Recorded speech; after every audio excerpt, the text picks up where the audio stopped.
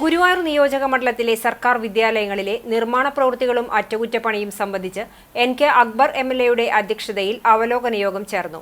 നിർമ്മാണ പ്രവൃത്തികൾ എത്രയും വേഗം പൂർത്തീകരിക്കാൻ എം.എൽ.എ കർശന നിർദ്ദേശം നൽകി. ചേറ്റുവ സ്കൂളിന്റെ നിർമ്മാണ പ്രവൃത്തികൾ പൂർത്തീകരിച്ചു വരുന്നതായി LSGD അസിസ്റ്റന്റ് എഞ്ചിനീയർ യോഗത്തെ അറിയിച്ചു.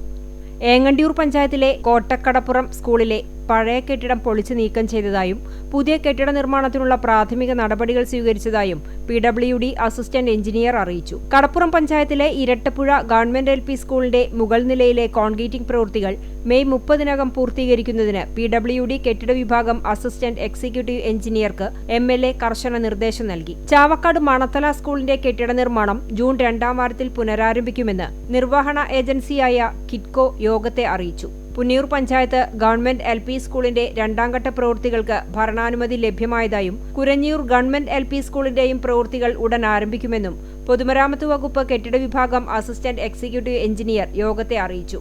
വടക്കേക്കാട് ഗ്രാമപഞ്ചായത്തിലെ GHS സ്കൂളിൽ കൊച്ചന്നൂരിലെ ലാബ് കെട്ടിടത്തിന്റെ ബാക്കി പ്രവൃത്തികൾ MLA ഫണ്ട് ഉപയോഗിച്ച് നിർമ്മിക്കുന്നതിനുള്ള നടപടികൾ നടന്നുവരുന്നതായും 3 മാസത്തിനകം പൂർത്തീകരിക്കാനാകുമെന്നും അസിസ്റ്റന്റ് എഞ്ചിനീയർ യോഗത്തെ അറിയിച്ചു. കൊച്ചന്നൂർ ഹൈസ്കൂളിലെ ഗ്രൗണ്ട് നവീകരണ പ്രവൃത്തിയും യാർഡ് ടൈലിംഗും സമയബന്ധിതമായി നടപ്പിലാക്കണമെന്ന് MLA നിർദ്ദേശം നൽകി. പുന്നിയൂർക്കുളം ഗ്രാമപഞ്ചായത്തിലെ കടിക്കാട് സ്കൂളിന്റെ കിച്ചൺ നിർമ്മാണം ഈ മാസം തന്നെ പൂർത്തീകരിക്കുന്നതിന് അസിസ്റ്റന്റ് എക്സിക്യൂട്ടീവ് എഞ്ചിനീയർക്ക് നിർദ്ദേശം നൽകി. ചെറായി ഗവൺമെന്റ് UP സ്കൂളിന് പുതിയ കെട്ടിട നിർമ്മാണത്തിനുള്ള പ്രപ്പോസൽ സർക്കാരിൽ സമർപ്പിച്ചതായി MLA പറഞ്ഞു.